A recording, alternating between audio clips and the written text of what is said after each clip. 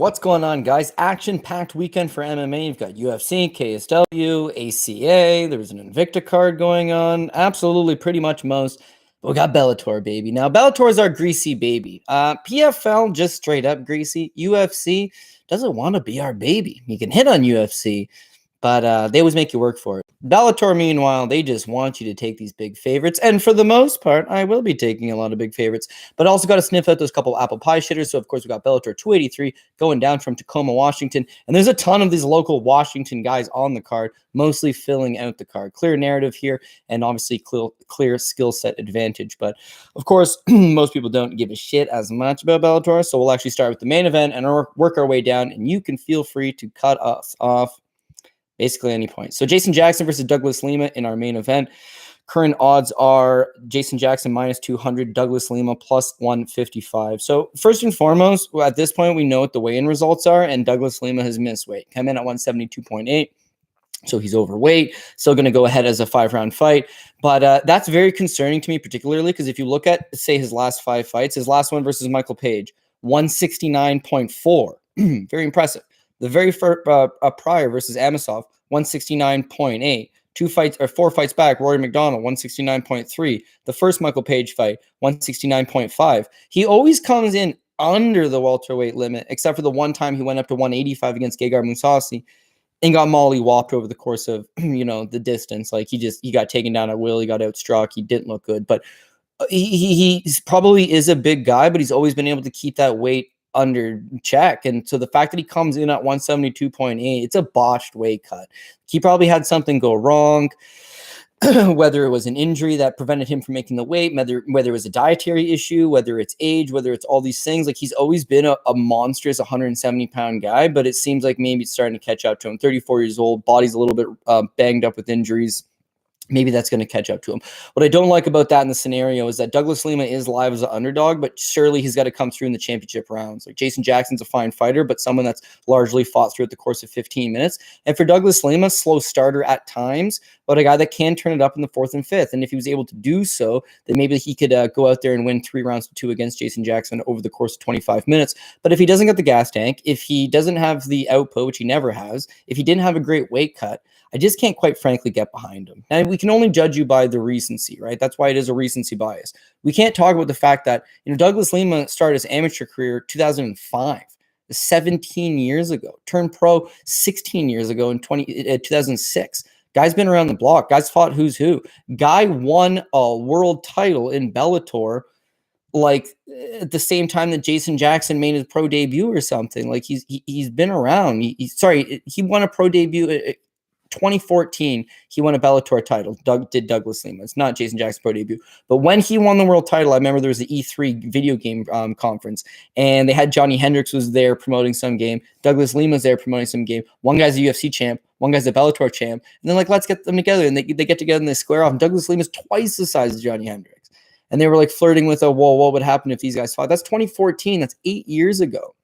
Johnny Hendricks is obsolete. He's off the map. Douglas Lima's still going, but you get the impression, 3-fight losing streak, he's not the same guy. So we can't judge all those great feats he's had in the past. We got to look at what he's done lately.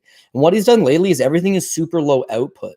Like, he doesn't have the wrestling offense to really go out there and grind these guys. He tried to do it against Michael Page's last time out, but he had no ground and pound. And even so, he waited way too long to actually shoot the takedowns. The volume striking doesn't seem to be there. He was a guy that had awesome leg kicks at once upon a time, maybe 3-4 years ago, had a deadly leg kick game. But now it's just it's not quite there. He allows himself to just get routinely behind the 8 ball. Against Michael Page, he's clearly getting outstruck, but that's okay. Page is a fine striker. Against Amosov, maybe more of a grinder, maybe more of a grappler, but again, had a clear striking advantage over him. Gegard Mousasi, of course, smashed him on the ground, but easily outstruck him standing. You want to give him a pass because the guy's a middleweight, but it goes back to a lot of inactivity out of him. So I don't think Jason Jackson's a world beater by no stretch, but I just think he's going to have more output. He goes out there. He, typically stays at range. He's one of these guys that, Black Zillion was on the Ultimate Fighter, ATT versus the Black Zillions once upon a time. Since then, he's matured. But I said back then, right, they should have signed this dude coming off the show. Didn't sign him. and he lost to Michael Graves. They didn't sign him. He's 26 years old. He's 25 years old or something. I think he's 25 when they opted not to give him a contract. This guy's a fine talent. He's going to mature into a good fighter. And everything since has been good. He wins 3 fights at the get-go. He knocks out Diego Lima, who's the younger brother of Douglas Lima. He knocked him out in 2 minutes, right? This Kyle Stewart fight in the Contender Series, he wins the first round. He drops Kyle Stewart in the first round. And then early in the second, 21 seconds into the second, he shatters his own ankle.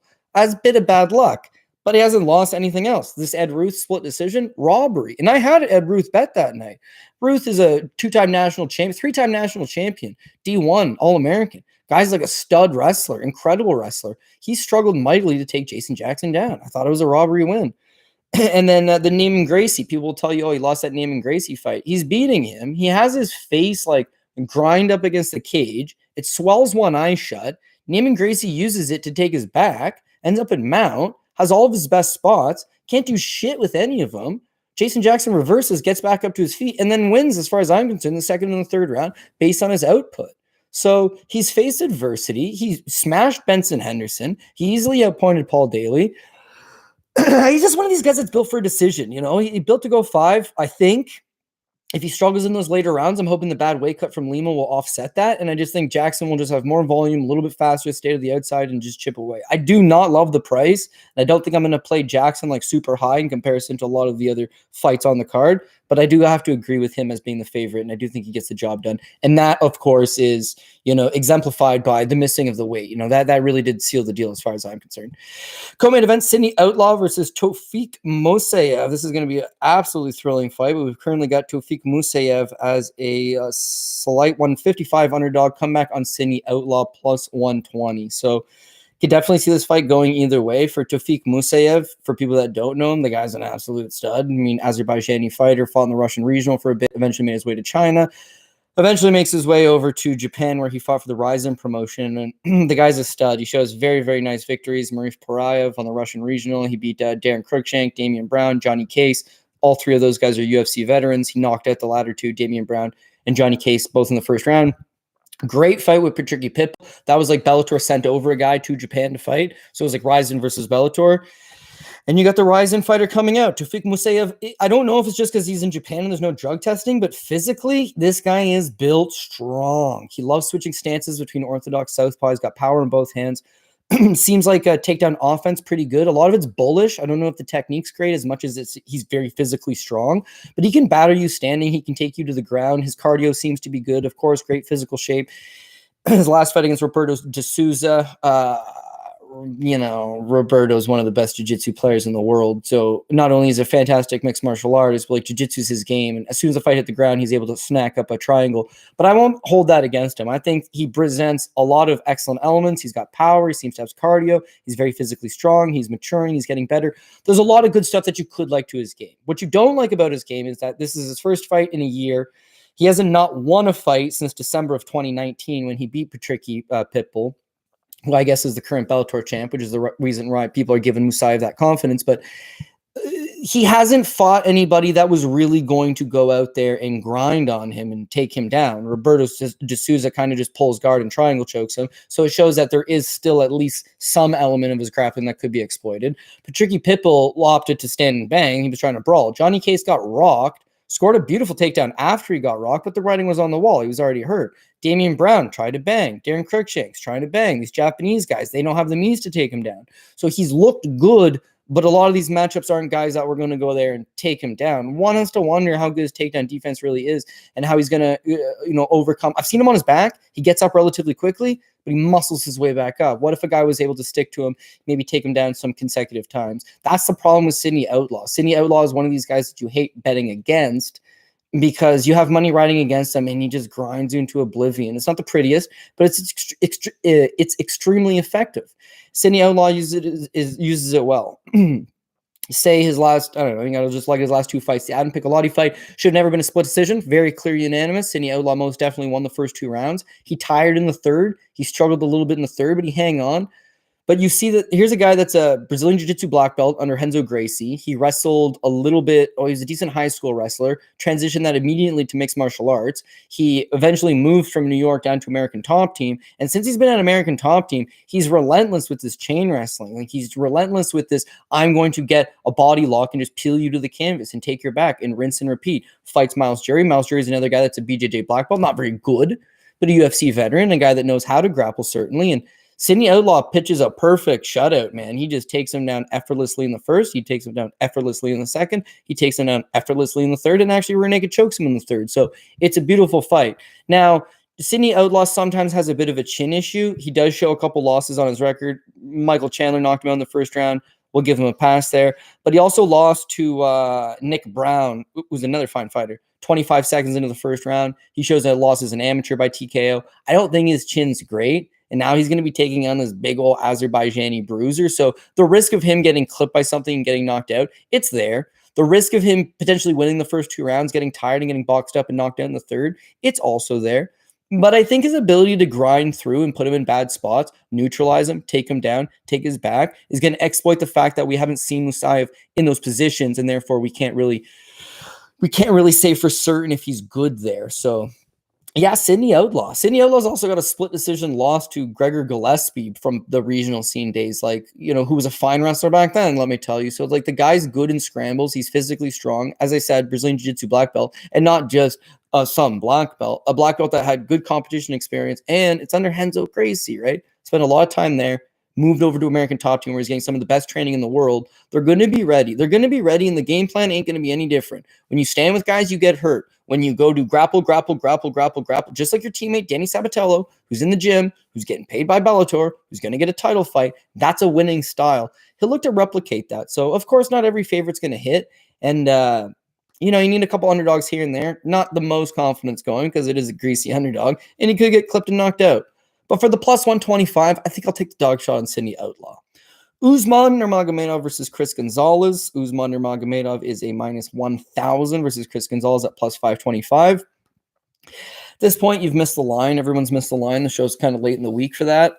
Usman should not be a minus 1,000 favorite. Of course, he should be the favorite, but he's got the last name Nurmagomedov, and he's part of this really cool story where it's like Khabib's 29-0, right? His cousin Usman is 14-0, and then his other cousin Umar, who fights in the UFC, is 15-0.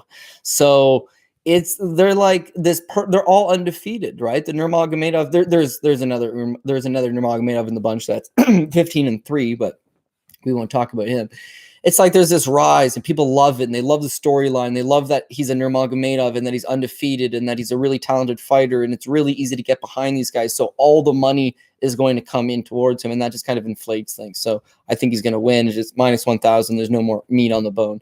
Discussing the matchup in particular, Usman Nurmagomedov, of course, he's a talented fighter. One would assume that he is a good grappler. Of course, he does like to stand as well, and that's one thing that kind of separates him from some of the other Nurmagomedovs, is he doesn't have to be one-dimensional in his grappling if need be. He's got excellent spinning back kick to the body. He's fluent with his striking. He's got a very Gegard Mousasi-esque vibe to him where he's very patient and just sees the openings and things. He's only 24, 25 years old. So it's amazing that a guy is that patient and that calm and collected in the cage. But I think it's because, since a small child, he's been in the mountains of Dagestan wrestling, his cousins, his family, other kids vying for spots on the national team. Like, he's been through the fire from a young age, so he's kind of seasoned for where he's at.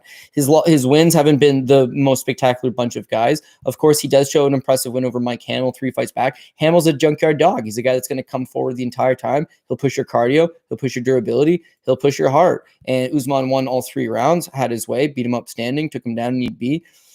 It would have been nice to see Hamill kind of press his own offensive wrestling a little bit more, but all the same, like, it's a clean victory for Usman. And then his last 2, they've matched him up against very soft guys, and he smokes them out of there in the first round as expected. So this is legitimately a step up in competition. This is, for my money's worth, the best guy he's ever fought. Minus 1,000 is a little bit insulting, but I think if he stuffs the takedowns, he keeps the fight standing, he's going to have a significant striking advantage over Chris Gonzalez. who, as fine of a wrestler as he is, does kind of at times struggle to get the fight to the ground. So why not take a shot on Chris Gonzalez, you ask? If the line is so blown up, like, why not just take that crazy flyer at this crazy price? I mean, dude's got some good things going for him. He is one of the wrestling coaches at Team Alpha Male, so obviously, he's at a good gym. He's got good training partners, and the fact that he's one of the coaches there says a lot about him. So why is he a coach there? Dude is a fine Greco-Roman wrestler. He was a 6-time Greco-Roman wrestling champion. He was also a 2016 national team member for Team USA. So the guy's got excellent Greco-Roman wrestling. Is that it doesn't particularly translate that well for him into the octagon. See, the difference between Greco-Roman and freestyle is these freestyle guys will shoot a legitimate single leg takedown, double leg takedown. They'll drop levels and shoot under. It's effective for MMA because the guy's coming forward, throw strikes. You could change levels, duck under, and shoot. You can hit him in the open field. You can kill space and get a hold of a guy. The Greco-Roman style is a lot of like underhooks, overhooks, tie-up positions, dirty boxing positions. Randy Couture, Dan Henderson. The difference between a guy like Chris Gonzalez and those guys is those guys were fucking legend OGs. They'd walk through the fire and do what needs to be done to get that position, right? Then from the cage, you can throw a guy down. Chris Gonzalez doesn't seem to like getting hit. And so he doesn't really want to get that close and initiate these grappling sequences. Therefore, he's not getting the fight to the ground. And if he's not getting the fight to the ground, he's forced to strike. What's his striking like? Did I mention he doesn't like getting hit? Because that's a problem. That's a problem if you're going to go out there and you're going to strike with guys. Debuts in the UFC like a bat, on fire. He wins a couple decisions over Charlie Racchi, Luis Varga. The Aaron McKenzie fight. So Aaron McKenzie outstrikes him in the first, but Gonzalez takes him down. So a judge does score the fight for McKenzie, the first round for McKenzie, one of them anyways. The second round, Gonzalez just takes him down. Everybody agrees he wins the second. The third round, McKenzie again outstrikes Gonzalez, and then Gonzalez relies on getting the takedown, right? One judge scores the fight for McKenzie. Two judges give it for Gonzalez based on some takedowns. No ground and pound, no passing of the guard, no submission attempts. Striking looked robotic, but he's a wrestler in transition. Only 2 years ago, still transitioning. The Vladimir Tokov fight, much of the same. It's not that clean of a fight. He wins the first round. I thought Tokov came through second and the third round. You could score the fight either way, man. It's a split decision. It's a very close split decision. Depends on what your style was. But Tokov landed the better strikes. He did. In the second and the third round, he landed the better strikes. Gonzalez might have been a little more aggressive and willing to try to lead the dance, but whatever. It's a close fight. It could have been scored against him, is all I'm saying. Then he got a layup against my boy Roger Huerta. I'll never forgive him or Bellator for matchmaking that fight. Screw them. Roger's my boy. It comes down to that Goiti Yamauchi fight. So Goiti Yamauchi is the Bellator leader in submissions. He has 25 career victories. 21 of them are by submission. He only has 2 knockouts. In fact, it was one of them over Chris Gonzalez, and the other one is 9 years ago. Goiti, by no stretch of the imagination, is known as a striker and certainly not a power puncher. And yet, he completely shit-kicked Chris Gonzalez in this fight. Now, Gonzalez couldn't use his wrestling here because he did not want to go to the ground with Goiti Yamauchi. Very understandable. So now it's like, okay, you need to stand with him. Goiti's body kick landed on point. Southpaw stance, left roundhouse to the body. Zapped him a few times. Hurt him. Straight left hand on point. Baits this guy. Rocks him 2-3 times. Outlands him. Outworks him. Stuns him. And then finally floors him and knocks him out. 253 into the first round, right? Combinations, Boehm hits the ground, ref jumps in and stops it. So that's a serious problem. He's not a striker. He doesn't have a great chin. He doesn't particularly deal well with getting hit. He did win his last fight over Sadawad, but it was done in 36 seconds. So it was more so he threw the leg up and it clipped and saw it in the head. He's going to be a liability in a fight that ends up being a striking battle. He will. His wrestling, although good on paper, has not really been able to yield him a ton of success, especially as he moves up the rankings. And against Usman, I don't think his wrestling is good enough to get the fight to the ground, and I don't think he's going to like to get hit. So I got Usman, and if you're trying to improve that price tag, I would say Usman or Magomedov inside the distance. I think he either clips him and puts him away, or similar to his last fight, he damages you up a little bit and then eventually finds the submission on the basis of you giving up a bad spot. So Usman inside the distance, minus 1,000. Obviously, he's a big favorite for a reason, and I would love him if he was, minus 220, minus 250, minus 300 maybe, but minus 1,000, Everybody knows what they're doing at this point. So we got Usman. Moving on, we got Mukhamed Berkhamov versus Lorenz Larkin. Mukhamed Berkhamov is a minus 165. Come back on Lorenz Larkin plus 125. Yeah, I can't get behind the dog shot here. Lorenz Larkin sometimes is really good, sometimes is not so good. So if you got a good version of him, like he probably is a bit of a better striker. He's got some power. He could maybe clip Berkhamov something and hurt him. He's obviously fought a much better level of competition as well. So he's live in that regard. He's also currently rocking a 6-fight winning streak. So there's no reason to think that he's washed. But then that's why it comes down to physically watching the fights. And at 35 years old, it does appear that Lorenz Larkin is potentially a little bit washed. The Kyle Stewart fight last time, it was an easy money layup, right? So even though you win and you win the way you're supposed to with the first round knockout, those aren't where my takeaways are coming from. My takeaways are coming from the fight with Andrei Koreshkov and the fight with Rafael Carvalho. So in the Koreshkov fight, Koreshkov just waited too long to get his wrestling going against Larkin. Larkin doesn't particularly throw a ton of volume, and so it's kind of just like a slow, lackluster pace fight. But had Koreshkov decided he wanted to wrestle a little bit earlier, I think it would have worked wonders for him. The Rafael Carvalho fight, split decision. If Carvalho's at working you in spots, if Carvalho's having this kind of success and he's a low volume guy himself, it's just not enough. Like Lorenz Larkin, a lot of the times it looks like a sparring match. It looks like he's content on just staying at the outside, staring at you and making things happen slowly, right? But that's why you're seeing a lot of the fights go to decision. And more often than not, there's split decisions. Wins over Fernando Gonzalez, Ian Pascu, Keitaro Nakamura, Keitaro, my boy. Yeah, those are not that all impressive, considering it's at an elite level. It's how is he done against a better level of competition, and it's generally low output, staring at the guy, closely contested fights. So if this is another case of that, then, so be it. It's what's going to be. But this Mukhamed Berkhamov, man, he seems very well-rounded. Still only 28 years old, trains at an elite level, and has had a lot of success pretty much throughout the course of his career. He's listed as 15-1. I guess I'd have to watch this Muraf Parav fight, but Big John McCarthy doesn't consider it a loss for some reason. But anyways, regional scene, he shows Tofiq Musayev by first round submission. You see Musayev's fighting on the card as well. He's a stud. He beat Jesse Taylor, JT Money, UFC veteran, Ultimate Fighter veteran. Subs him in the first round with an armbar. It was dope. This Sharaf Davlat Mudorov, right? Dude's a stud. He armbars him in the second round. Brett Cooper, that's a nasty knockout in the second round, man. Beats Brett Cooper in the first. Nasty counter right hand just completely renders him unconscious in the second. It's like, damn, this guy's got a lot going for him.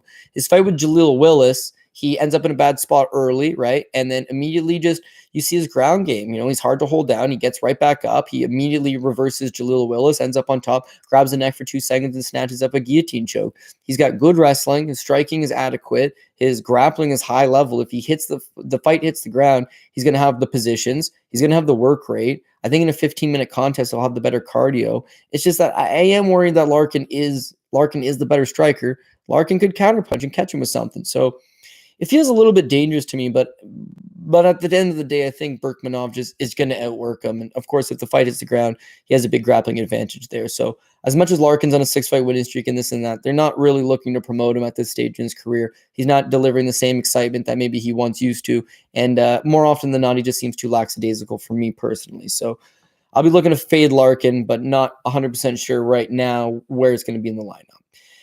Davion Franklin versus Marcelo Golm. Davion Franklin is where is Franklin? Franklin's a minus 250 against Marcelo Golm, who's a plus 195. Going to have to agree with the favorite one on this one again. And Davion Franklin's not very good. We'll get to why Golm's not very good either. So I think it's just two guys that are fairly low level against each other. I'm just expecting to see more improvements out of Davion Franklin. He's out of Jackson Winklejohn. I don't love the camp. I don't know that they're getting the best looks, but he probably does still have a high level of training partners surrounding him. And he's one of these guys that I guess won like some type of contract where Bellator was going to sign him. They were going to give him some money to train, and he was going to train at Jackson Wink. It was like some type of sponsorship agreement. So he had won it. Clearly they had saw something in him. 6'3", 80-inch reach. He was one of John Jones' sparring partners before Jones got in trouble the last time. Yeah, you can see the guy's budding, but he's very raw still. First win, J.W. Kaiser wins it easy money. It's that second fight versus Ross Hilton. He gasses 3 minutes into the first round, right? Second round, he's gassed. He catches a bit of a second win. The third round, he's completely gassed, but he gets the guy down and he punches him in the back of the head a few times, and Mergliotta stops it, but he can't continue. But it's not a disqualification. It's not a no contest. There was enough rounds completed that they gave it to Davion Franklin. But he looked like shit. The dude he was fighting was not very good, and he did not look good in that fight. So at that point, I'm thinking maybe he's a bit limited. Tyler King's a bomb. He knocks him out in the first. Everett Cummings is the worst 15-0 fighter that perhaps has ever put on a set of MMA gloves. Not good.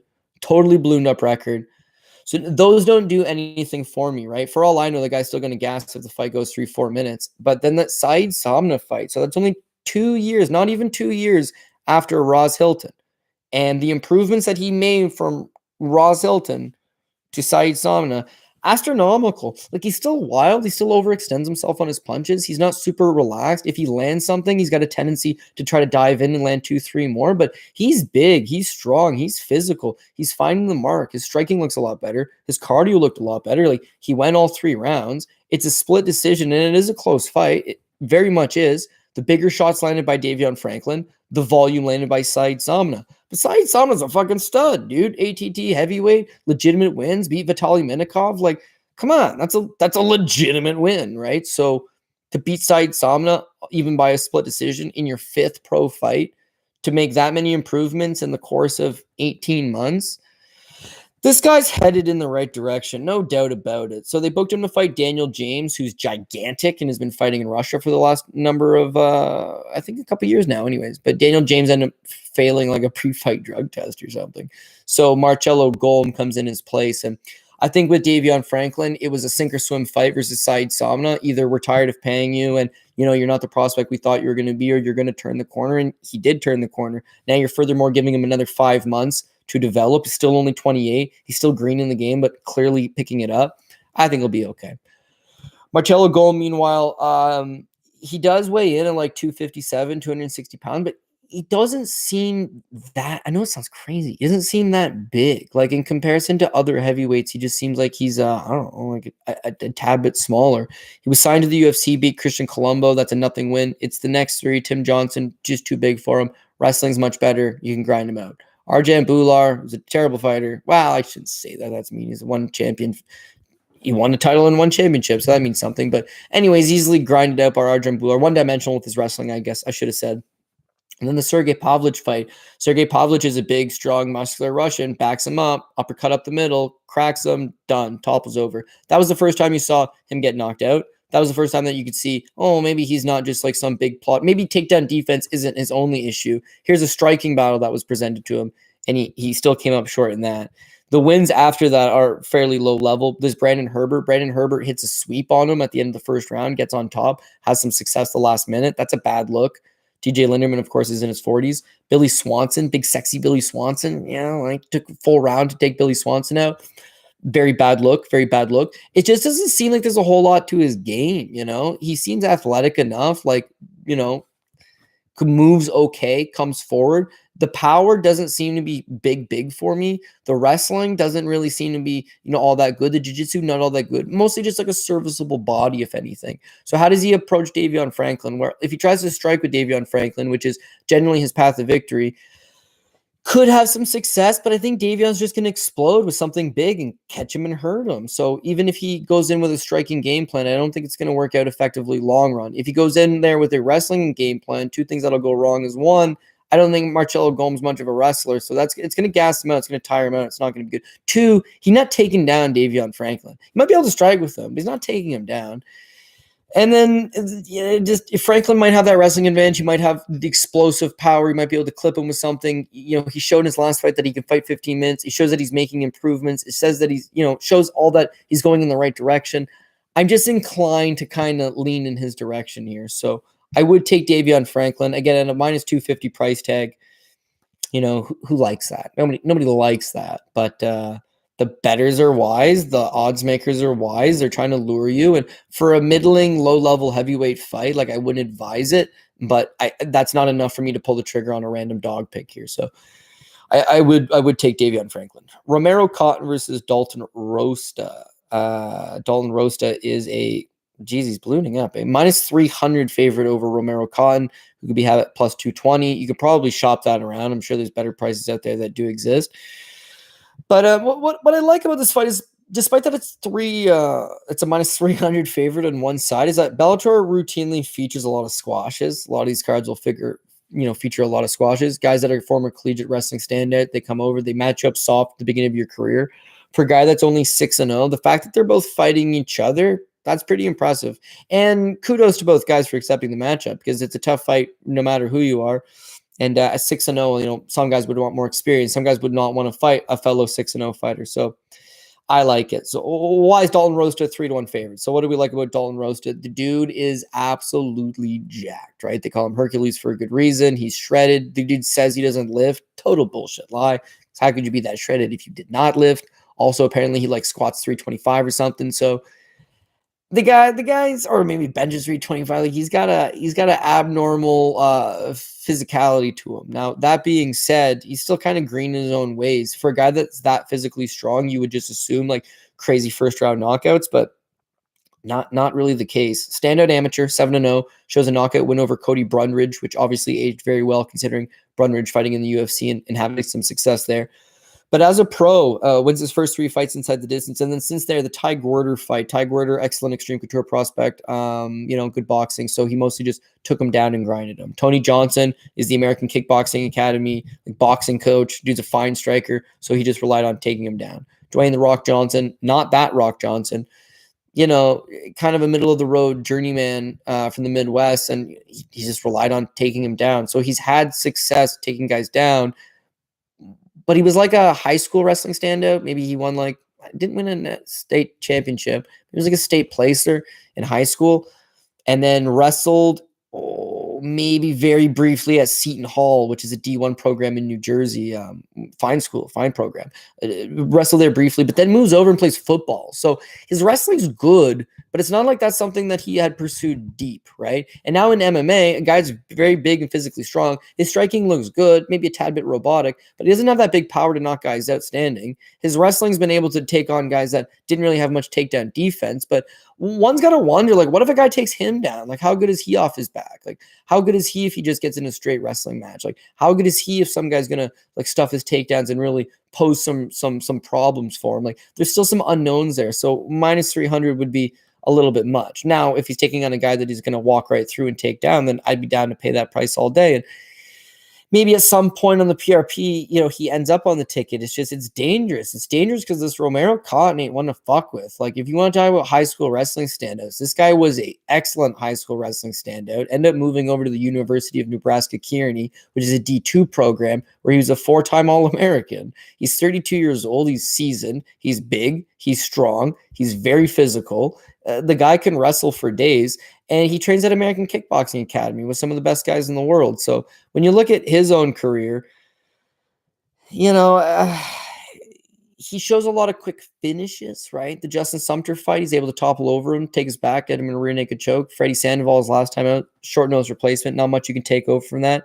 This Jason Parada, Jason Parada blew out his knee 3 minutes into the first round. So there's not really a ton that you can take away there. But what we do know about him is that he's very explosive. I mean, very explosive. Moves quite well for a 32-year-old who's still green in the game. Has good wrestling. Cardio, I'm going to go ahead and say it's not as good as Rosta's, because you've seen Rosta go to decision in his last 3 fights. You have not seen Romero Cotton get out of the first round, and so that would be a little bit concerning. But he at least does pose elements that could be problematic to Rosta overall. And so for a minus 300 price tag, it's I don't know. 14 UFC fights, full Bellator card with other spots, multiple other promotions having events this weekend. So as much as I like Rosta and I love watching him compete, and the dude just fucking shredded, man. If I had a body like him, I wouldn't own shirts at all. What would be the point of even owning a shirt if you were shredded like that? I don't know. There's a lot that you can like about the guy. But Romero Cotton's one hell of an athlete, moves well, on paper has better wrestling, trains at a fine camp, has big power, could test him in ways he hasn't been tested before. And so for that reason, the minus 300, it just seems a little bit iffy to me. Moving on, we've got Veta Arteaga versus Vanessa Porto. Vanessa Porto is minus 310. The comeback on Veta Arteaga is a plus 225. This is just a spam underdog pick, to be honest with you. It's women's MMA. It's fairly low level. I could see it going either way. The minus 310 price tag for Vanessa Porto just seems absolutely crazy to me. So here's somebody that at the highest level has competed, has hung, and has been around the block for a while. But she's 38 years old, and she is fucking slow now, man. Like literally stuck in mud, coming forward, very plodding, very flat-footed. Fighters can dance around her. She's strong. She was known because she beat a man up in Brazil, like in an actual fight back in the day. Like Vanessa Porto is an OG legend. And of course, her name of opponents, she's fought Karina Dam. She fought Chris Cyborg. She beat Tanya Evinger, Hitomi Akano. Lost to Roxanne Modafferi, beat Jermaine Durandamy, and Jermaine Durandamy's pro fucking debut. Lost to Amanda Nunes when Nunes is 3-1. Beat Jennifer Maia. Lost to beat Tara La Rosa. Barb Honchak, Zawala Frosto, former Bellator champ. Beat Roxanne again for good measure. Jennifer Maia again. Holy shit, man. Even in her later years, Milana Dudieva, UFC veteran. Mariana Moraes, Big Show veteran. Pro Gonzalez, UFC veteran. Liz Carmouche, UFC title challenger, Bellator champion. It's the gamut. She's fought all the best. No doubt about it. She's hung in there with the best. But that it's taken its toll. And as a result now, she does seem very predictable and very slow. Her last fight versus Iliar Joanne. Joanne, not the highest level of fighter, I don't think. And you saw Vanessa Porto struggle mightily. What she was able to do was eventually get a hold of her and peel her to the ground, rack up a little bit of top control, and grease out a split decision. But it wasn't a good-looking split decision in the slightest bit. Now, take it from me, because I had her that night, and she was also a minus 300 favorite. She did not look like a minus 300 favorite, as she struggled mightily en route to a split decision victory. So now they're telling you again, oh, she's minus 300 again.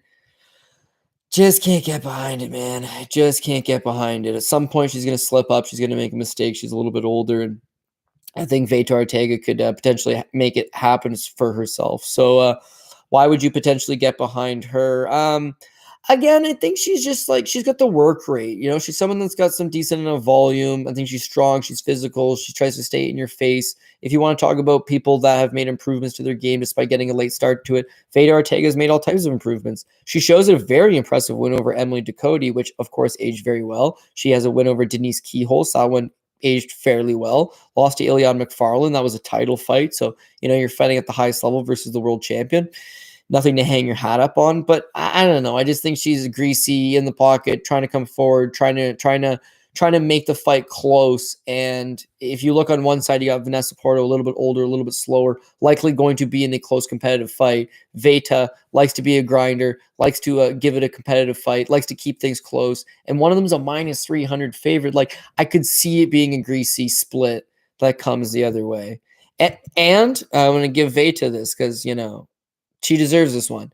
She shows her first two pro losses. They're both for Bellator against Anastasia Yankova and Bruno Ellen, both by split decision. And both fights, she won, man. She definitely won those fights. Against Yankova, she was a plus 370 underdog. And she won. And against Bruno Ellen, I guess she was the favorite against Ellen. And she also should have won. The problem is that Anastasia Yankova and Bruno Ellen are mega babes. I mean mega babes. And so, like, you weren't going to get the decision over them in these closely contested fights where Bellator was, like, very clearly promoting one side of the fight and not the other. You give her back those wins. You know, she's a fine-looking 7-2 prospect. Or not prospect, she's 34, but a fine 7-2 fighter who is in a lot of close fights, has been in a lot of split decisions, and I said the other two girls are mega babes. Well, I'll let you make your own decision about Vanessa Porto. You can figure that one out on your own. So, yeah, 3-1. The price tag's too high. Again, you need a couple underdogs on a couple spots. And I think Veta Arteaga could keep things close and potentially squeak one out. Akhmed Magomedov versus Kevin Boehm. This thing's going to just blow out of proportion, I'm sure. If you have the chance to jump on it now, or if you've already have, of course, you know, good on you. If not, it's going to be long gone. Oh, wow, it's not. Okay, Akhmed Magomedov is a minus 550. Kevin Boehm is a plus 385.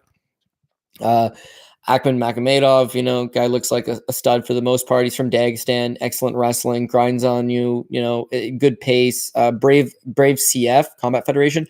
Excellent promotion, you know, operates out of the Middle East, and they brought him in, and yeah, I mean, he shined for them largely. His fight with Gabriel Miranda is a good one because Gabriel Miranda is a BJJ black belt, high-level guy, and Magomedov just takes him down at will and thrashes him. Not worried about any of the positions, looks very good. His striking looks good. He's not a one-trick pony. He's seasoned. He's fought in some decent guys. He's picked up the wins. He's got good cardio. He's got durability. There's a lot that you could like about this guy. Bellator brings him in. They book him in a very high-profile fight versus Kai Kamaka. Kai Kamaka's UFC veteran, Hawaiian fighter out of Las Vegas, you know, popular enough. This would be a good fight. And I think it gets Magomedov over with the American audience. Kai Kamaka pulls out, so now they're scrambling for a guy, and then they pick up Kevin Boehm. So Kevin Boehm is coming in on short notice, which is, not going to help him out. B, he's not a guy on short notice that was on Bellator's roster. That was like, hey, this guy's already under contract. Let's give him a fight. Like it wasn't like they brought in, someone established within the division. It was like, hey, this guy's from Portland, Oregon. He's from nearby, right? So if you can bring in a guy that's nearby, sure. So I just think he's kind of being brought in for that reason. The other issue that you're going to have is that Kevin Boehm taking the fight on short notice, biggest fight of his career, missed weight. He came in at 147.6. So he probably wasn't overly ready. Probably wasn't overly training well. He definitely had a bad weight cut. He's on short notice. He's taking on an absolute killer of a man. So all of that's going to be a big problem. If you want to talk about his actual style, he's able to largely maybe catch guys early. I don't know. He shows low-level wins on the regional scene, for a vast majority of his career. He bumped up a couple times. He lost Austin Springer. I think he made it to the UFC, Contender Series veteran, lost the Austin Springer fight. This Anthony Jimenez fight on King of the Cage. So he gets folded in the first round. Like he gets dropped hard, and then eventually he's able to get back up, grab a hold of Jimenez and wrestle him down a little bit. But he beat Jimenez on a majority decision because one guy gave the first round a 10-8, but he got beat up bad in that first round, but he overcomes it. The very next fight against Jason Powers, dude's 0-0. Why are you fighting an 0-0 guy at this stage of your career? But you do it and he wins easy. It's padding your record. AJ Bryant's a fairly lower level, regional scene type fight, and he squeaks it out and win a split decision. But I don't think his chin's all that good. I don't think his striking's all that good. I don't think his wrestling's all that good.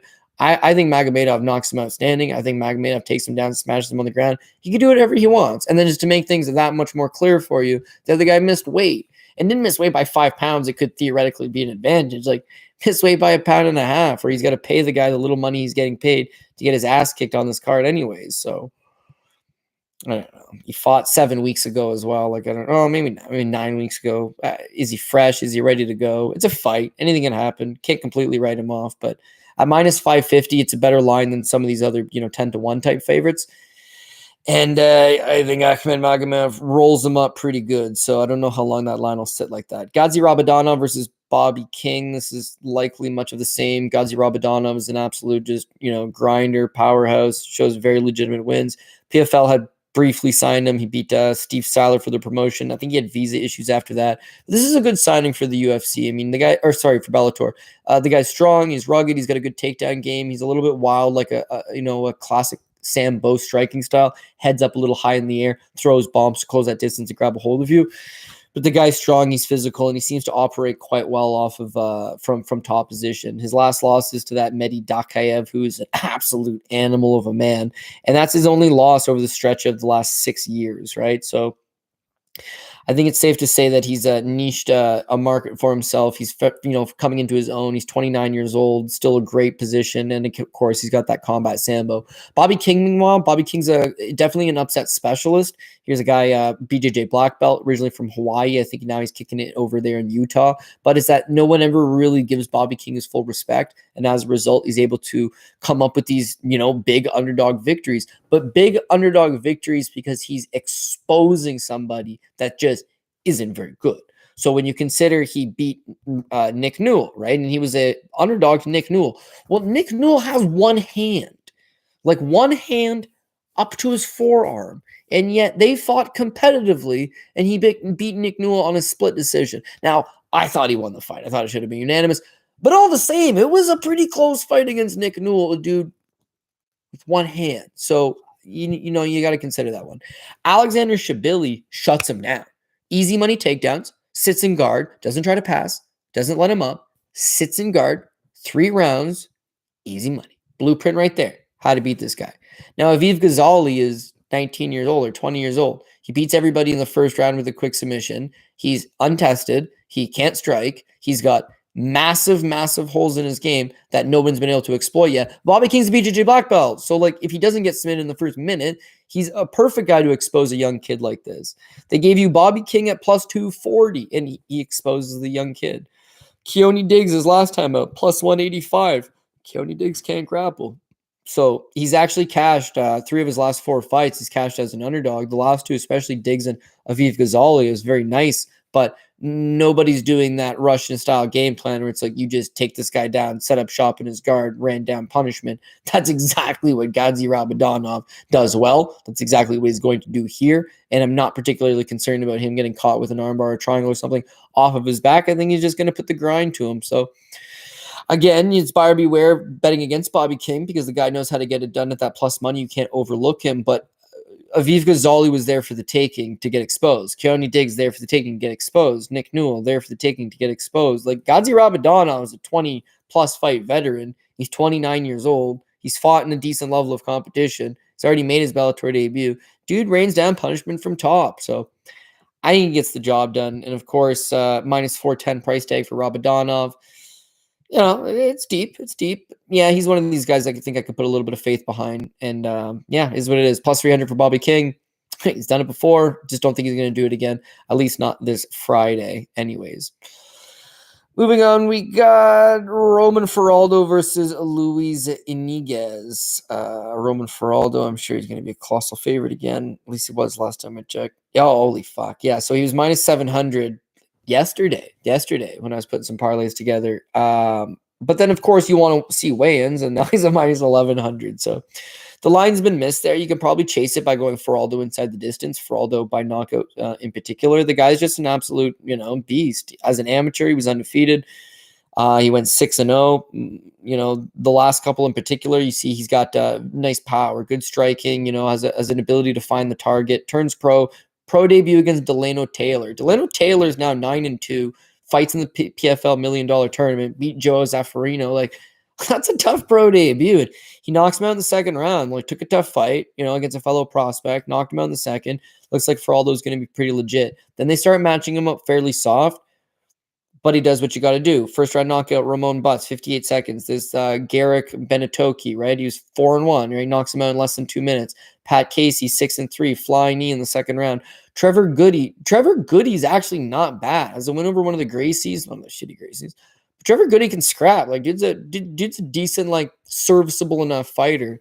Same thing. He just blasts him with a left hook, like a minute and a half in. It's like, damn, this guy's really putting it all together. He's training down in South Florida. He's making a lot of improvements to his game. He's young. He's confident. He's dangerous. Robert Turnquist, flying knee. It's another one for the highlight reel.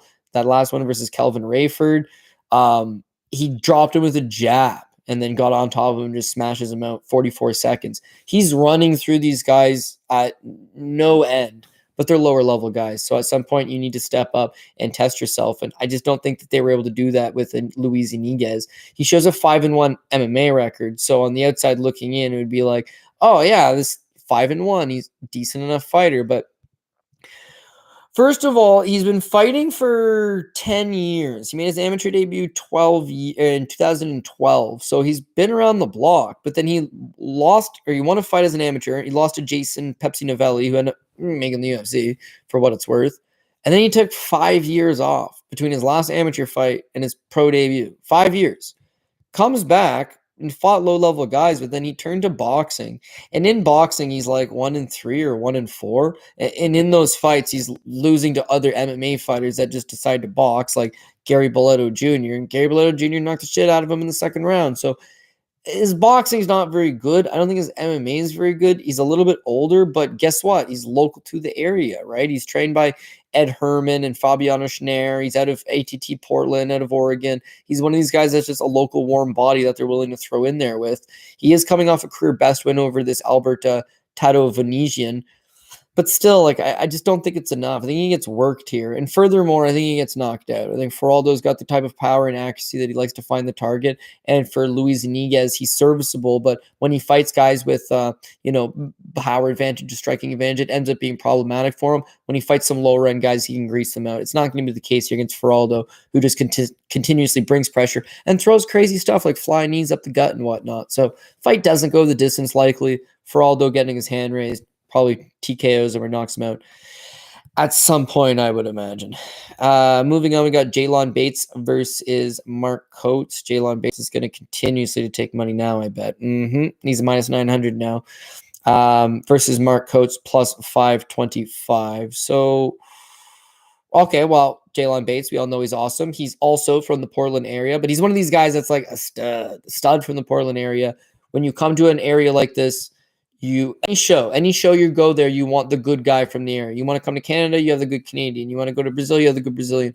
You go to any state, the good guy from New York, the good guy from Virginia. That's how you sell tickets. That's how you promote. Bellator knows what they're doing. You have some talented guys on there and some filler.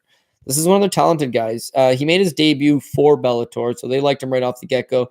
He was 9-0 as an amateur. He's very long. He's very quirky. He's got excellent submission grappling. His wrestling is good because he can use his leverage very properly. And he's fought in low-level guys, but he's smoked right through them. Joe Cepino, Jeffrey Glosner. Jeffrey Glosner wrestled a little bit collegiately, blows right through a modified guillotine choke. Cody Matthews, domination, second-round armbar. Rafael Montini. Rafael Montini's he's a Brazilian fighter that lives full-time in America. He's okay. He's in good shape. He's very limited, but same thing. Just absolutely runs through him. First-round armbar. Chris Biznasty Dissanel his last time out. It took him a little bit longer in that one. 10-fight veteran. Guy got a winning record. Decent enough. But still, he just dominates him the entire way. And that pure domination, that continuous pressure, that continuous grind, it eventually opens you up. And so he submits Dissanel late in the third round because he just never quite goes away. So you got a legitimate prospect out on your hands here. He's 25 years old. He's long. He's currently rocking a 14-fight winning streak between his amateur fight and his pro fights. Yeah, I think they call him New Breed for a reason. A lot that you can get behind. So they're looking to build this kid up, and that's what they're doing here. Mark Coates is also local to the area, so he's just makes sense. He's kind of like from Washington State, so he's not like super far away. But here's my Mark Coates story for you, right? I'm looking for guys to fight. Whatever. I need a guy at 135 pounds to fight Mike Imparato. This would have been June 25th. Just a couple of weeks ago, okay? So I scour the internet. Got to find somebody. Mark Coates hits the radar, right? This is a guy that went the distance with Sean O'Malley in 2015, right? Here's a guy that, has been around the block, and he had lost to some terrible guys like Sharon Spain, lost to Tyson Lin, beat some okay guys, lost some okay guys. He's a middle-of-the-road guy. Now, a Canadian promotion, BTC, they bring him out to fight Adam Asenza at 155 pounds. Asenza, you'll be seeing he's headlining an LFA card show coming up. But limited, and they specifically brought Mark Coates out to lose, and he shows up. Nice guy. Doesn't present any type of pushback to Adam Asenza and quits on a stool after the first round. And so that was quite literally the end of Mark Coates. Okay, fine. Then I see the dude drops straight up from 55 down to 35. He skipped featherweight altogether. Looking at his record, he drops from 155 versus Asenza to 135 versus Rafael Montini. Now, he had never fought at 135 before. This is the first time ever. And he's very much, I've reinvented myself and my diet, and I'm on this program, and da-da-da-da-da. And he goes out and he fights Rafael Montini, and he takes his back, and he smiles at the crowd because he knows as soon as he takes his back, this guy's game over. He chokes him out. It's a huge win. It's his first win since 2018. It snaps a 3-fight losing streak from him, and he made 135, so that's all good stuff for him. So I'm looking for an opponent for this Mike Imparato. I offered this guy 20 or 30 fights, to which him and his coach turned down 20 or 30 fights. When Mark Coates' name came to them, they were like, 100%, let's go. That's the guy we want, Mark Coates. So I reach out to Mark Coates, and I'm like, hey, man, you in for this fight? And he's like, yeah, man, I'm in for this fight. Here's my manager's number. It's this girl. Okay. Message the girl, no fucking answer. Message the girl's husband, no fucking answer. Message the gym, absolutely no answer. Message back Mark Coates. Hey, man, you say you want to fight. We'll pay you well. It was a good I bet you he's making as much for us as he's getting paid in this Bellator fight. He says, oh, I'm sorry. That girl doesn't manage me anymore. I just signed with this new company. They're out of Las Vegas. Okay. So I contact them. They say, Mark accepted that fight. Yeah, that's not a fight that we're looking to take at this time. Yeah, that guy's a good grappler. And, maybe down the road once Mark gets a couple more wins. So I was like, his new management company was flat out like, fuck no, your guy would smoke him. Which my guy was thinking the same thing, and his coach, everybody was on page, let's bring Mark in to lose. And his management team, they sniffed it out. They're like, whoop, gotcha on that one. Good job, Roman. Good job. But then like 2-3 weeks later, they book him to fight Jaylon fucking Bates. Like, what? he's in for a rough one, dude. He's going to get taken down. He's going to get beat up. And then to make matters worse, the dude has this long, beautiful, flowy hair, right? And it's tough making 35. He did it once against Rafael Montini. Ain't as easy as he thought. Shows up to the scales today for Bellator. He's overweight. He ends up shaving his head, and he still came in at 137.8. So now he's got a shaved head. He looks sick. He didn't look filled out. That's his second time trying to make 35. He obviously missed the weight. He's taking on an absolute frantic pace stud grappler that's going to be absolutely all over him. He's in for a rough one. And I'm thinking he gets submitted. Now, he doesn't show a whole lot of submission losses. He's more of a lose a decision kind of guy. And what you're seeing with Jaylon Bates' last fight almost did go to decision. So I wouldn't completely rule it out that Jaylon Bates doesn't just win a decision, pick up his first decision victory over Coates. Like maybe Coates is tough enough to survive that way. But he's in for a rough go here. And for that reason, I could not even come anywhere near, even though he's plus 600, like he's rightfully so a plus 600. And then finally, kicking off the very first fight on the prelims, Archie Colgan versus Brian Nuro. Archie Colgan is Archie minus 1,200. Minus 1,200 versus Brian Nuro. I should have obviously done these shows earlier on the week because the prices on these were just so much better. But I always do the show later on the week, and I tweet it the last day before the event because those are the lines that you get right then and there. Unfortunately, with Bellator, they definitely get out of hand pretty good. So yeah, Archie Colgan is a giant favorite. I agree that he wins the fight. I agree that he should be the favorite. It's just for minus 1,200, you're running into a situation where you got a guy that's a little bit green still. He's 4-0 as a pro. He's a decent fighter. Don't get me wrong. You mean 3-0 as an amateur, 4-0 as a pro. Wrestled at the University of Wyoming. Yeah, the guy's talented. He's athletic. He come off his last fight against that Dylan Mantello for Eagle FC. He looked good. It looks like he's a guy that's obviously very athletic, good wrestling prowess, good ground and pound, striking, work in progress. But because he's got that good athletic ability, he's picking it up fairly quickly. I think he'll be a good enough prospect going down the road. This fight is a little bit weird how it came together, though. So initially it's Justin Montalvo is going to fight Vladimir Tokov. Then Vladimir Tokov pulls out, so they booked Justin Montalvo to fight Archie Colgan, who's coming on a short notice. Then Justin Montalvo pulled out, so they replaced Justin Montalvo with Brian Nuro. So essentially, Brian Nuro's coming in on very short notice, and Archie Colgan's just coming in on short notice. So will you get the best version of him? Like, I don't know. Do you really want to bank on a guy that's this young and this early in his career and still undefeated, hasn't had that early setback, maybe relatively short notice? I don't know. It could pose a problem. Now, Brian Nuro, because he's short notice, as you could expect, he's from Oregon. He's from the area. He's nearby, right? So, again, one of these guys that's just local that you're bringing in to fill out the card. In fact, he's got a fight scheduled 3 weeks after he fights Archie Colgan. He's fighting Sharon Spain, who's 18-32 for the record. And it's a local fight. And for the record, he already fought Sharon Spain 4 years ago. Like, it's a waste of time. Why are you fighting this guy? But that's kind of where he's at. He's a BJJ black belt, local to the area, teaches some classes. Chael Sonnen did feature him on Submission Underground a couple times.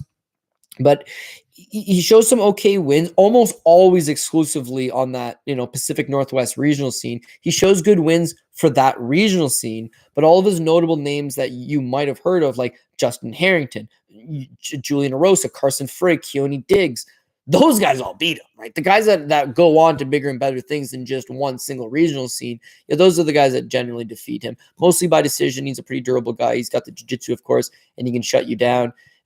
He won his first match on Submission Underground against Ryan Healy, armbar in overtime, whatever. It was kind of old-timey, I suppose. Ryan Healy's broken down in bits. And then his last time out against Cody Steele, I think he got caught with the heel hook. So we know he can grapple. We know he's serviceable. He's fought MMA. He generally loses to a step up. Archie Colgan's going to have better striking than him. Archie Colgan could take him down at will. The thing is that the guy is a BJJ black belt. He's going to have family support there. He's going to be on short notice, but again, he knows how to fight. And is it not plausible that maybe at minus 1,200, Archie Colgan shoots his neck into a guillotine, or, shoots something and ends up on the ground and gets caught into a submission, or gets clipped with something trying to try out his new profound striking? It's all possible, but I like Colgan. I like what he brings to the table. And he's one of these guys that has a bright future. Whereas Brian Nuro doesn't. He's filling in a spot for them. He's a jiu-jitsu guy. He's got some students coming out of the show. whatever. It's a good night out for the family. Might not go as a good night out for the family, but still, this is what they do. They're fighters. Fighters fight. He's got no problem signing on the dotted line. Kudos to him. But yeah, like I don't know. I just think the upside's towards Archie Colgan. The minus 1,200 is what's got me bugged, though, to be perfectly honest. But the way a PRP works is you don't put the other guy on it just because the line's long. You just figure out a new way to build it together. So looking at this show, and of course I've got to tweet something out tomorrow, but I like Akhmed Magomedov a lot. I think he smashes right through Kevin Boehm, right? That would be, to me, a top ticket kind of guy. I would put Jason Jackson on the top ticket for right now, simply because it's the main event and it would present an easy hedged opportunity, considering Douglas Lima is a plus 155. Just Magomedov and Jason Jackson will get you that minus 129. But of course, we want to do better than that. Roma Faraldo is an 1,100, and he's going to absolutely starch. Usman Nurmagomedov is a 1,000 favorite, but of course he's going to starch. You add now your Archie Colgan of the world is a minus 1,200, and it doesn't sound like much. They're just like 3 fillers, but now you at least got 2 tickets, second which would be playing a plus 130. So if just those guys win, very plausible, you're going to hit a minus 130 and a plus 130. You call it a good night. Where we're going to get that value? Oh, yeah, sorry. Gadzhi Rabadanov all day. That gives you a plus 187. Those 6 guys, your core, could present you 3 lineups with the tickets right there. A minus 130, a plus 130, a plus 187. We'd be good. Jaylon Bates, minus 900. Of course, now you're looking at a plus 219. That's your real core. The value will come out of, you're going to go with Mukhamed, Berkhamov over Lorenz, Larkin. That minus 165 will juice you up. Dalton Rosta at minus 300. I want to keep him a little bit lower just because I do have that respect for Romero Cotton, but we're going to have to use him at some point in the ticket. The PRP pick right at the bottom is Veta Arteaga plus 225. Like, she's just, we're looking for a greasy women's MMA fight. It's not like we got a ton there. And then, yeah, Davion Franklin and Sidney Outlaw. So Sidney Outlaw will be very near the bottom. Davion Franklin will be very clear near the bottom. Veta Arteaga will be the PRP pick. And then Dalton Rosa, Magomedov, Berkhamov, and then our 7, Jaylon Bates, and the other 6 I mentioned. That's that core. So could somebody fuck it up? Yeah, of course. But at the same time, we're not looking that bad. And considering it's a lot of big favorites, but you've also got some stuff that you can mix and match from the UFC, from whatever other card. I like building 2-fight tickets, 4-fight tickets, 6-fight tickets, 8-fight tickets, 10-fight tickets, 12-fight tickets. And then it's like, shit, why the hell do I got Veta Arteaga on this card? But you know what I can do now? You can do your 2, your 3, your 4, whatever you need be. But instead of having to stretch for that 12th pick on the card, you could just use somebody from another night that you really like, right? So the opportunity is there. I'm probably rambling at this point, so I'll let you go. Enjoy Bellator. I know I will. Fun-looking card, entertaining, and I think a potential spot to hopefully build up that bankroll for the UFC and hopefully go into the Saturday UFC card with a little bit of free roll action still in place. So if you spend any amount of time out of your day to watch any number of these previews or the entire preview in its entirety, you the man. Thank you very much. I'm always here shouting out other people's shit. Mayo Media, and Prospects.com, DraftKings, or Spectation Sports, or Monkey Knife Fight. None of that shit. Shout out myself, CJ MMA. So got to get this channel going, right? Got to put content up. So thanks for the support. Like, subscribe, do whatever you got to do. Appreciate it. So talk to you guys later. Hopefully we can make this one a fun and profitable one. Till the next time, good luck.